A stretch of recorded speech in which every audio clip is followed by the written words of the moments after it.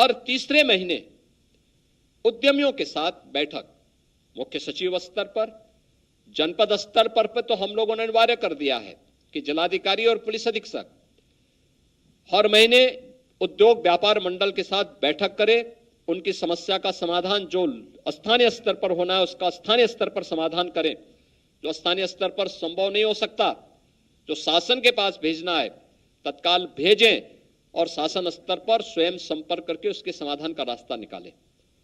लेकिन राज्य स्तर पर भी यह बैठक का सिलसिला निरंतर आगे बढ़ेगा। कहीं कोई समस्या किसी भी स्तर पर नहीं आएगी, लेकिन हम सबको भी उसके लिए अपने आप को तैयार करना होगा। आप लोग तैयार करेंगे तो सरकार भी आपके साथ, अगर आप 10 कदम चलेंगे तो सरकार 100 कदम चलने को तैयार है।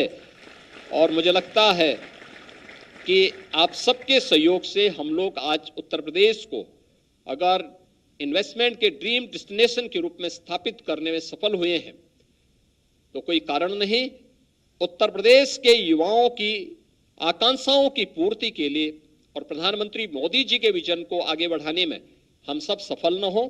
सरकार और उद्यमी के बीच में यह परस्पर विश्वास बना रहे और ये विश्वास उत्तर प्रदेश के विकास में मील का पत्थर साबित हो। इस विश्वास की सरकार ने आपके साथ जो भी सरकार के कमिटमेंट है उसको धरती पर उतारने के लिए किसी भी प्रकार का कोई संकोच किसी भी स्तर पर नहीं होगा और सारी बैरियर हम लोग तोड़ेंगे इसके लिए।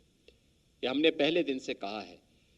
उत्तर प्रदेश अब भारत के विकास का बैरियर नहीं रहेगा, बल्कि भारत के विकास का, प्रधानमंत्री मोदी जी के विकास का उस मॉडल को जिन्होंने 2047 तक भारत को एक विकसित भारत के रूप में स्थापित करने का सपना देखा है, उस विकसित भारत के सपने को साकार करने के ग्रोथ इंजन के रूप में उत्तर प्रदेश अपनी भूमिका का निर्वहन करेगा और इसमें आपकी महत्वपूर्ण भूमिका है। आपकी महत्वपूर्ण भूमिका है। मुझे याद है जब हम लोगों ने यहां पर $1 ट्रिलियन की इकोनॉमी के लक्ष्य को प्राप्त करने की दिशा में कदम बढ़ाए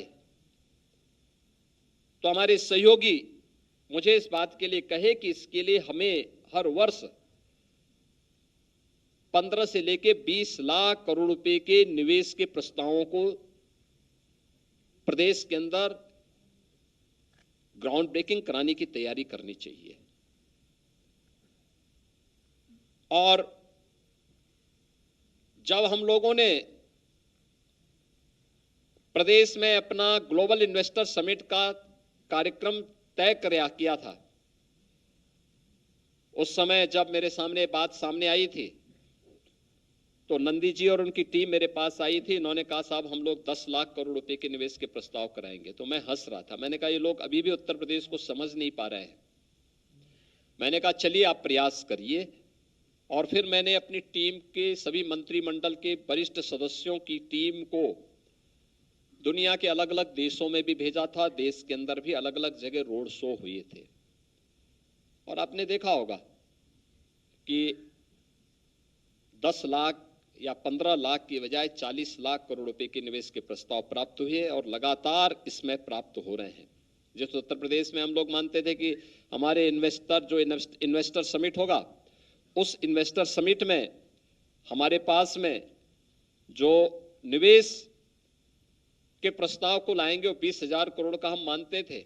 अकेले आज यहां पर जो हम इंसेंटिव वितरित कर रहे हैं 1333 करोड़ रुपए का, इसमें 10,715 करोड़ रुपए के निवेश इसमें ग्राउंड ब्रेकिंग हुए हैं। वहां प्रोडक्शन इन यूनिट में प्रारंभ हुआ है और उसको आज इंसेंटिव यहां पे वितरित हो रहा है। इससे पहले उत्तर प्रदेश में हम लोगों ने लगभग 4,000 करोड़ रुपए के निवेश के इंसेंटिव पहले से ही हम उद्यमी को पहुंचा चुके हैं, उनको उपलब्ध करवा चुके हैं। बहनों और भाइयों, यह सरकार का कमिटमेंट है और हम अपने इस कमिटमेंट पे पूरी प्रतिबद्धता के साथ आगे बढ़ेंगे।